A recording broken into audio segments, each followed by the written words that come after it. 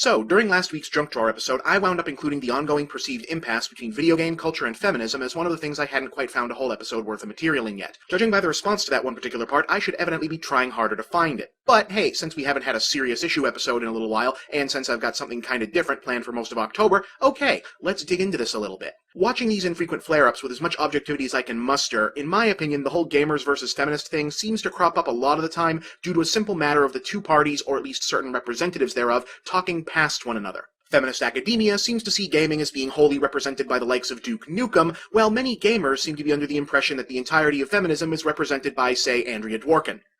Oh, look it up. I've got like 5 minutes for these things. Anyway, as I in fact mentioned last episode, the most repeated rationale for ruckus regarding this realm tends to be the issue of how female characters are depicted in games, usually framed in visual terms more so than in regard to issues of gender narrative, though there are some exceptions. Here's how it usually goes down. Someone, frequently female but not exclusively, raises a complaint or even merely a concern about, let's just save time and say this, for example, and is immediately met by a torrent of responses from gamers that don't so much disagree with the argument as they do rage with anger at the idea that there's an argument to be had at all. Soon enough, usually soon enough to simply be called immediately, this will descend into a chorus of anger at the perception that, wah, the feminists want to spoil our fun.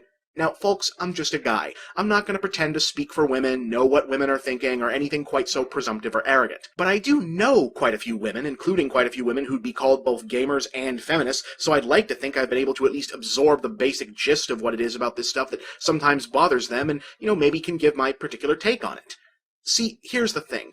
I don't know any women, gamers or otherwise, who are against sex, sexuality, sex-positive characters, or sexy costumes. Now, plenty of them are against the fact that sexy in a rigidly conventional heteronormative sense is the only design option allowed for female characters, as opposed to the vastly greater diversity available for male characters, but that's a separate discussion that everyone should be upset about and that we'll have to come back to another time. When I stop to listen to the actual complaints, what I'm hearing is less about skimpy outfits and more about the way they're worn. Or not worn, as the case may be. See, in a predominantly visual medium like video games, see also comics, paintings, animation, whatever, characters are often asked to communicate their immediate feelings and/or overall personality by the way they comport themselves. Poses, especially default stances or hero poses, become incredibly important, or at least they do for characters who are men.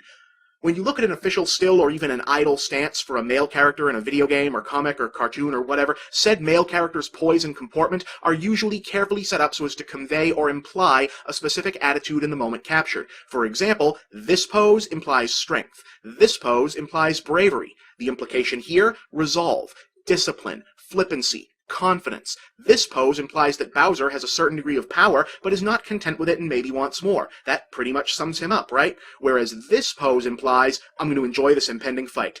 Everything about Marcus Phoenix always implies, I've been through hell, which means I'll get through this. Why is Nathan Drake typically depicted grinning like an idiot while about to do something dangerous? Because it implies, chill out, I got this.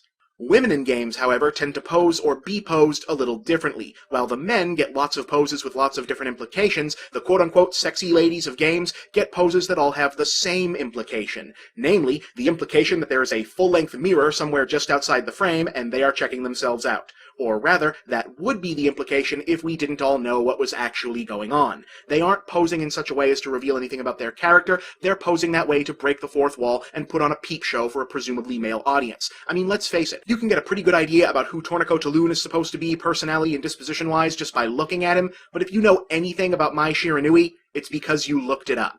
Now, yes, there are some instances where this has been done for intentional subversive effect like Bayonetta, or the obvious sexy body monster face gag at play with Milena, but those are the exceptions that prove the rule. The problem is not that these characters are sexy or even sexualized, it's that the way in which said sexiness is presented communicates a message from the designers to players that essentially says, we assume most of our audience are heterosexual teenage boys, so we're not even gonna pretend to care about anyone else. That sucks. That's a problem, and that's what needs to start changing. And unfortunately, it's not going to change until certain factions of the gaming community get over their knee-jerk aversion to feminism and women's issues in general being part of the 21st century game conversation. It's high time for the gamer culture in general, and the entrenched male side of gamer culture in particular, to accept that this is an issue and join the voices asking the industry to address it.